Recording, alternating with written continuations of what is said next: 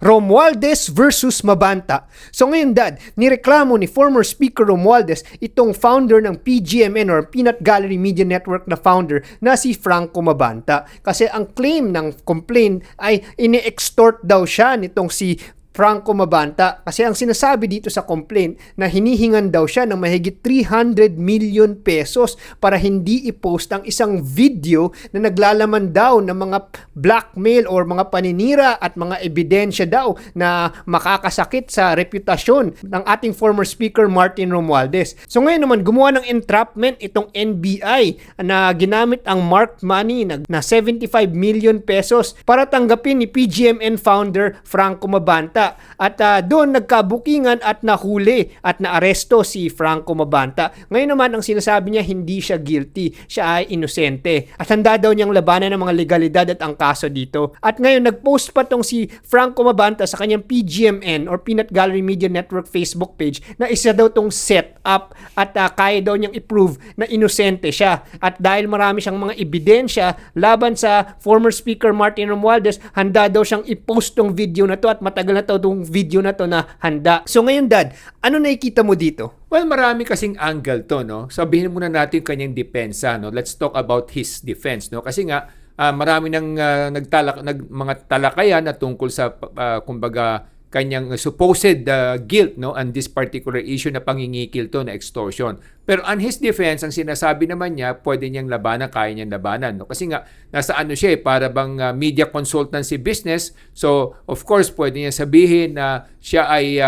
kinukuha para ipagtanggol o i-promote ang ating former speaker, no? Yan ang mga kanyang depensa, kaya siya binayaran, no? Kaya lang may problema tong depensang ito kasi kung yan ang gagamitin yung depensa niya, no? Dahil ang gumawa ng entrapment is an official government institution na National Bureau of Investigation, no, na pinamumunuan ng ating NBI director, na sila yung naggumawa ng entrapment na ibig sabihin before na nagkaroon ng palitan ng pera, nagkaroon ng negotiation niya kung ano yung video na yon at kung ano yung perang ibibigay. Siyempre, hindi naman sila maglalatag din ng pera kung wala siya ring pinakitang mga daming videos o yung mga videos na sa tingin ng ni former Speaker Romualdez, makakasira talaga sa kanya, no? So, that's why yung extortion case na to, medyo mahirap labanan, no? Kasi nga, there was a government institution that really took initiative to do the investigation and the entrapment, no? Although it could be said that it was paid for something else, no? For another kind of service, no?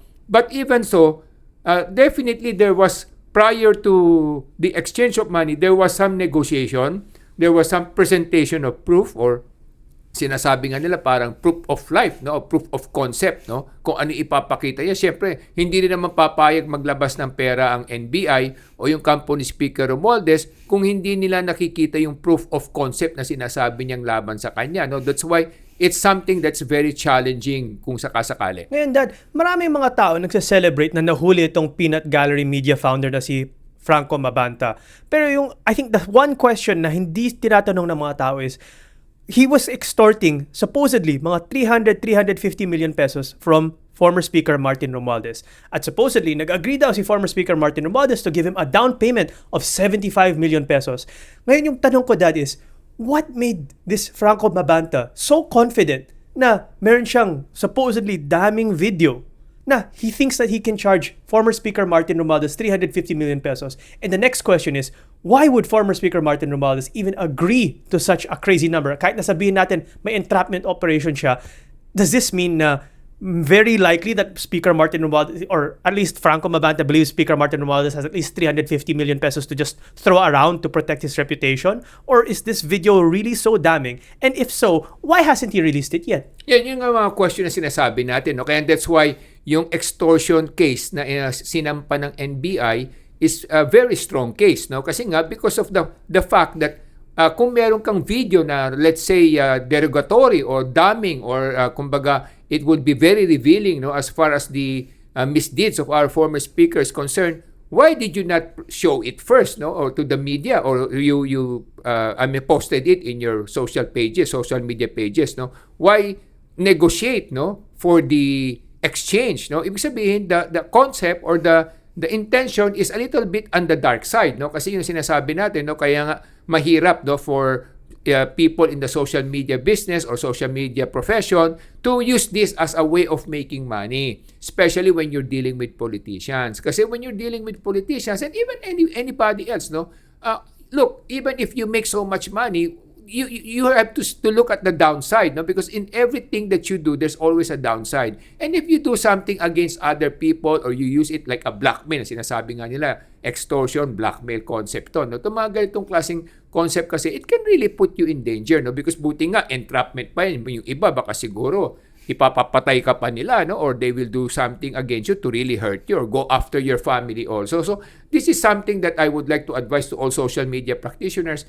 Practice or do your profession in the right way. Don't go into this kind of shenanigans because this will really put you in trouble. And not only you, your family and people close to you. And this will damage your reputation for forever. No? So yun ang mga maipapayo lang natin. Dad, another question. Kasi with regards to this peanut gallery extortion issue, sinasabi niya na I have a damning video, I can release it kasi marami akong ebidensya tungkol sa iyo sa mga corruption mo. Pero it's not just here eh. Kasi lately, sa Batangas, si Congressman Leandro Leviste has been going out sa kanyang mga privileged speech accusing other congressmen, accusing the Executive Secretary Ralph Recto of corruption, of vote buying, of basically having questionable wealth.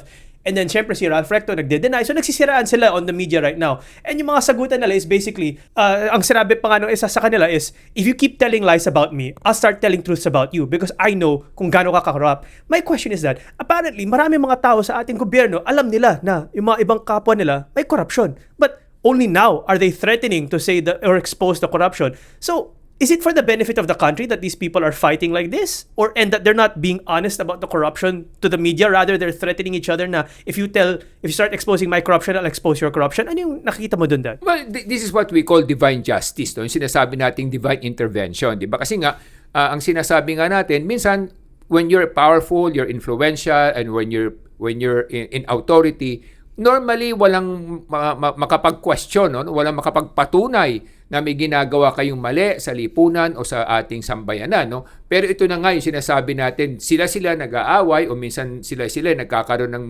kumbaga argumento. Dito lumalabas ngayon yung mga katotohanan na kadalasan hindi na ilalathala o na hindi nasasabi dahil nga lahat nagtataguan, lahat nagtatakipan. That's why sinasabi natin, lagi may mga ganitong insidente sa lipunan natin, sa buong mundo, hindi lang naman dito sa Pilipinas, na sila nag-aaway kaya nagkakaroon ng kumbaga expose, scandal na siya rin naman ang nagiging dahilan kung bakit nako-correct o nare-reforma ang isang pamahalaan at ang isang political system, no? Kasi nga it's a natural kumbaga occurrence na nangyayari na sinasabi nating divine intervention na kahit na magkakasapakat kayo, laging nandyan ang kamay ng Panginoon para magkaroon kayo ng mga hidwaan para mailabas din yung katotohanan at magkakaroon ng katarungan. Yun ang maganda kasi nangyayari sa mga ganito. Like in our country, demokrasya kasi. So at least because of democracy, na ilalabas yung mga sikreto na hindi dapat mailabas dahil nga sila mismo nagkakaroon ng pagtatalo. So ngayon naman, Dad, tinanong ng mga media si Palace spokesperson Yusek Claire Castro kung magkakilala ba si Franco Mabanta at si Presidente Bongbong Marcos. Ang sinagot ni Yusek Claire Castro, hindi daw magkaibigan o hindi daw kaibigan ng presidente itong si Franco Mabanta at tinuro pa na in fact kay President Duterte marami siyang photos at pinakita yung mga photos na kasama niya si former President Duterte. Ngayon naman, a day after, marami mga nag-resurface ng mga videos na may birthday party pa or surprise birthday party pa si Pangulong Bongbong Marcos nung hindi siya Pangulo para kay Franco Mabanta. May mga pictures sila together sa bahay, may pictures with their dog. So, nga sinasabi pa na siya pa daw ay naging part ng social media team ng ating presidente noong 2018 pa lang. So ngayon, nung tinanong si Yusek Claire Castro tungkol dito, sinabi naman niya, hindi naman dinedeny na naging part siya ng social media team. Pero ang importante, ngayon, kung meron bang recent photos si presidente ngayon with this guy, si Franco Mabanta. So syempre, kung may papakita, ipakita nyo. So ngayon, Dad, maraming nalilito ngayon. Kasi yung tanong, medyo naging common na to na yung denial, ano? Kasi, syempre, pag yung isang tao, nagkakaroon ng problema, nade-deny yung pagkakakilanlan nila. So, ngayon, sinabi, hindi daw kaibigan, and yun, sina-challenge ng mga or mga opposition netizens ngayon na challenge sila, sinabi mo, hindi magkaibigan, pero ang dami nyo palang pinagsamahan. Marami kayong mga videos and photos together. So, Dad, ano nakikita mo dito? Well, several lessons to be learned here. No? Lesson number 1 sa lahat ng ating mga kababayan, pag kayo ay may nagawang mali o kayo'y kinamumuhian ng lipunan o ng mga madla, talagang ilalaglag kayo kahit na ng pamilya ninyo, hindi lang mga kaibigan nyo, no? Pati pamilya nyo minsan itatanggi kayo. Normal yun, nangyayari yan. No? Parang may ketong ka na ayaw nilang madikit sa'yo at matabi sa'yo kasi nga pati sila parang masisira. No? Yan ang lesson number 1. Kaya nga, always try to do good and to be in the right side of the game so that kahit na papano, hindi ka ikakatwa ng mga kababayan mo, kapamilya mo, o mga kapuso mo. No? So, yun ang lesson number 1. Lesson number 2 kasi, yung salitang kaibigan kasi tama yung ginamit ni Yusek Claire Castro. No? Kasi ang kaibigan, iba sa professional relationship is different from a personal relationship. Marami kasi nako-confuse sa ating mga kababayan na pagkilala nila isang tao, sinasabi nila kaibigan nila yung isang tao. So, that's a misunderstanding na hindi nauunawaan. No? Kasi ang kaibigan, ibig sabihin, personal na relasyon. Malalim ang inyong pagkakaunawaan. No? Kasi pag sinabing kaibigan, ibig sabihin, meron kayong pinagsamahan na hindi sa trabaho, no? Pinagsamahan na may puso. Yun ang ibig sabihin ng kaibigan. There is heart to the relationship, no? Pero pag sinabi mong professional relationship, katrabaho mo o inarkilahan mo siya o binayaran mo siya as a professional to do something for you, hindi mo kaibigan yon. Kakilala mo or katrabaho mo or inempleyado mo or sinubcontract mo, o contractor mo, or operator mo. No? So, may bayad yon. No? So, parang kasi ganito yan. No? Para mas madaling maintindihan ng ating mga kababayan at maunawaan ninyo, gagamit lang ko ng isang kaunting halimbawa na medyo sana maunawaan nyo na hindi pambabastos to, pero gusto ko lang mailatag para maunawaan nyo. Parang ganito yan. May nightclub, hindi ba? May nightclub. Tanggap naman natin yan. No? Mga lalaki nagpupunta sa nightclub at binabayaran nila yung mga babae doon, yung mga entertainers o yung mga hostess na nandun para makasama nila, makapiling nila, o minsan para makatalik nila. No? So, yun professional relationship yun. Ibig sabihin, binayaran niya for a certain service, for a certain purpose. No? It would be foolish for a guy to think that that woman would love her and care for her, no? And vice versa. It would be foolish for that woman that the man who paid her to do a specific service would also love her and take care of her. So yun ang sinasabi natin. Ganito rin ito. No? So for example, you hire an architect. No? He is a professional, employee or subcontractor of you. No? But it doesn't necessarily mean to say that he is your friend. Diba? Kasi nga, although madalas kayo nagkikita, nag-uusap, minsan may mga parties or events that you celebrate together or you celebrate for each other because of the professional relationship, but it doesn't mean to say na kaibigan mo siya as a personal friend. No? So, ganun din. No? Katulad sinabi natin, yung guy, meron siyang pumunta sa nightclub, pero meron siyang asawa, halimbawa. No? So, iba yung relasyon niya sa asawa niya. Yung asawa niya, personal yon. Yung hostess na kanyang binayaran sa isang nightclub, hindi personal yon, professional yon. So, yun ang mga distinction dito for clarity. No? Kasi minsan sa ating mga kababayan, nalilito sila. Porque lagi nilang nakakasama isang tao, iniisip nila, malakas sila doon sa isang tao o kaibigan na nila isang tao. So, para hindi kayo maligaw ng landas, dapat maunawaan ninyo kung ano yung professional relationship and personal relationship. No? May distinction yan. Number 2, if you do something bad and pag nasira ka at mababaho ang pangalan mo, nobody would like to acknowledge na kilala ka nila kasi nga nakakasira din sa reputasyon nila. May kasabihan nga, di ba? Birds of the same feather flock together. Kaya itatanggi ka kung alam nilang masama yung ginagawa mo. Actually, yung nga isa napansin ko, no, there was another guy na naskandalo, yung mga Diskaya, si Curly Diskaya, kaya biglang nagtatampo daw siya nung nasa congressional hearing siya, tsaka Senate hearing, na biglang dami niya mga pangalan na sinabi ng mga congressman na tinuring daw niyang malapit sa kanya, pero nung tinetext niya sila, kino-communicate niya sila nung nagka-problema, hindi na daw sila tumutulong sa kanya. So parang dun pa lang, nakita ko na, medyo may misunderstanding yata yung mga taong bayan with these politicians kung ano ba talaga yung mga relationships nila. Maybe nagiinuman sila, they hang out, they have good times, but syempre, yung nga yung delineation, hindi nila naiisip kung where does the line draw. Ang nakikita ko dito is there's a lot of utilitarian relationships, or it's especially with politicians, no, everything to them is about what's your use to them. In fact, it's not just for politicians. In fact, sa mga even yung mga kapamilya natin, yung tito mo or yung mga pinsan mo or yung mga malayong tito mo, kung wala kang utility or of value na maibibigay, syempre wala masyadong magkakaroon ng tawag dito benefits or value exchange to each other. And yun nga sinasabi ko sa mga taong bayan na to have value, one must have education. Parang tong si Franco Mabanta, kasi siguro napakataas ng kanyang skills and education in the media creation sector. Yun nga lang, nalihis lang siguro if ever totoo nga yung mga allegations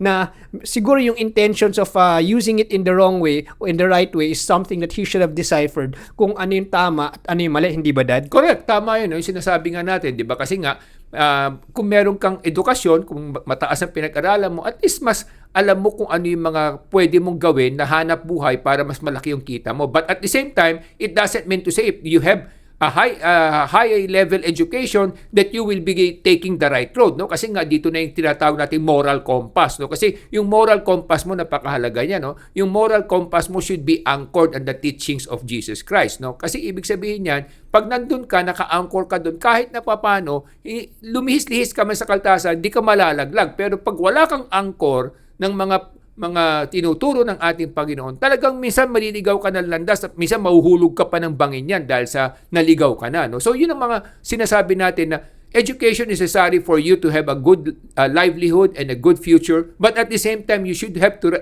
have the right moral compass to guide you in the right direction and to have a more peaceful future, no? Kaya mga kabayan, naniniwala kami dito sa Ilocano Defenders Party List na edukasyon ang kailangan para umangat. Kasi kung titignan natin itong si Peanut Gallery Media Network, 2024 lang siya nag-umpisa. Pero ang bilis niya lumaki. Kasi bago siya nag-umpisa, napakataas ng kanyang skills and self-education in the media, in the creation sector. And if these allegations are true or not, we still don't know because it's still depending on the investigation and the court to decide. Pero kung tuloy-tuloy sana itong naging Peanut Gallery Media Network na tama yung kanyang direction because of his high education and skills, everyone who has high education and skills can also achieve the same level of success if they are educated. Kaya kami naniniwala na pag edukado ang taong bayan at nasa tama ang kanilang direksyon, mabilis silang aangat sa buhay. Para sa edukasyon, ako si Morgan Sain, yung coach ng bayan. Mga kababayan, kung gusto natin ng better future, better choices at better livelihood, kailangan natin itaas ang antas ng edukasyon sa buong Pilipinas. Kaya ang layunin ng Ilocano Defenders Party List ay paglaban ng edukasyon ng bawat Pilipino para gumanda ang kinabukasan ng buong Pilipinas. Ako po ay si Solomon Sai, ang inyong kuya ng bayan. Ang isinusulong po namin sa Ilocano Defenders Party List ay magkaroon tayo ng isang sambayanan ng ating mga mamamayan ay nabibigyan ng tamang suporta para sila'y makapag-aral at maitaas ang kanilang antas ng kaalaman at karunungan para sila'y magkaroon ng matiwasay na kabuhayan at kinabukasan. Ako po si Michael Sai, ang inyong dad ng bayan.